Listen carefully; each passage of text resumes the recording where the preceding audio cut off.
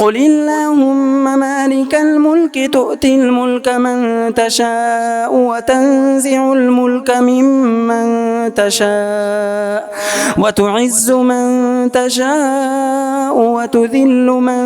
تشاء بيدك الخير إنك على كل شيء قدير تولج الليل في النهار وتولج النهار في الليل وتخرج الحي من الميت وتخرج الميت من الحي وترزق من تشاء بغير حساب لا يتخذ المؤمنون الكافرين أولياء من دون المؤمنين ومن يفعل ذلك فليس من الله في شيء إلا أن تتقوا منهم تقاه ويحذركم الله نفسه وإلى الله المصير قل إن تخفوا ما في صدوركم أو تبدوه يعلمه الله ويعلم ما في السماوات وما في الأرض والله على كل شيء قدير